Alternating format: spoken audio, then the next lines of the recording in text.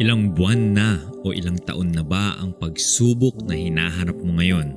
Hindi yung problema na lumipas agad, yung talagang matagal na paulit-ulit mong tinatanong, kailan pa ba matatapos ito?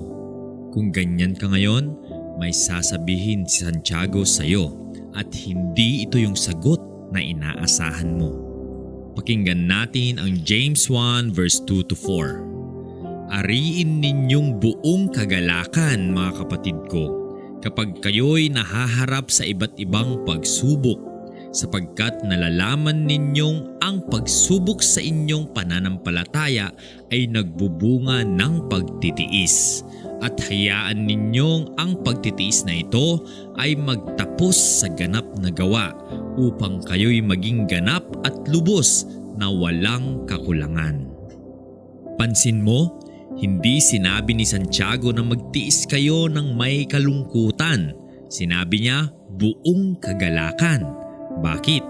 Dahil may ginagawa ang pagsubok sa atin na hindi natin makikita kung walang pagtitiis.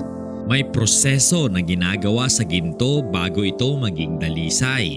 Pinapainit ito sa apoy paulit-ulit hanggang maalis lahat ng dumi at kuminang ng napakaganda. Ganito rin ang pagtitiis na pinag-uusapan dito. Hindi ito parusa. Hindi ito senyales na nakalimutan ka na ng Diyos. Ito ay proseso. Marami sa atin ang gustong iwasan or matigil agad ang pagsubok. Gusto natin instant na malutas. Pero sinabi ni Santiago, hayaan ang pagtitiis na magtapos sa ganap na gawa. Ibig sabihin, kung puputulin natin ang pagtitiis bago pa ito matapos, baka hindi pa rin tayo handa sa kasunod na ginagawa ng Diyos para sa atin.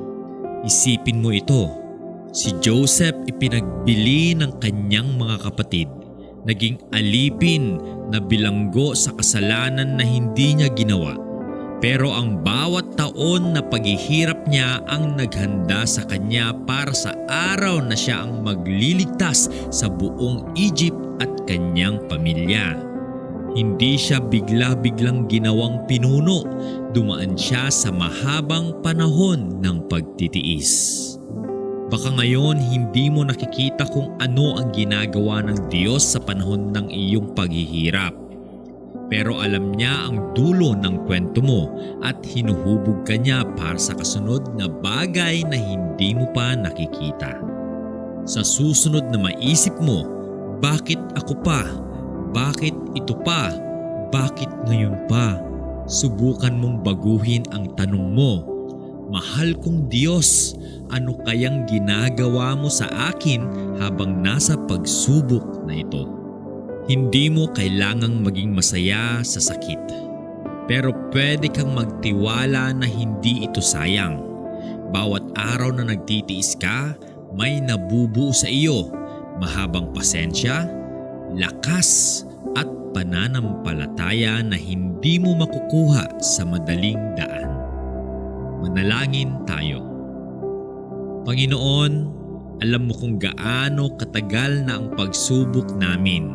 Mahirap magtiis, mahirap maghintay, pero tinatanggap namin na ginagamit mo ang panahong ito para hubugin kami. Bigyan mo kami ng tibay ng loob para makayanan ang bawat araw at paalalahanan mo kami na hindi ito walang katuturan. Sa pangalan ni Jesus. Amen. Tandaan, ang pagsubok ay hindi nagwawasak sa iyo, hinuhubog ka nito. I-share mo ito sa isang taong matagal nang nagtitiis ngayon. Mag-subscribe sa Voice of Hope, may bagong Bible meditation tuwing Lunes, Miyerkules at Biyernes. Hanggang sa muli, mahal kayo ng Diyos.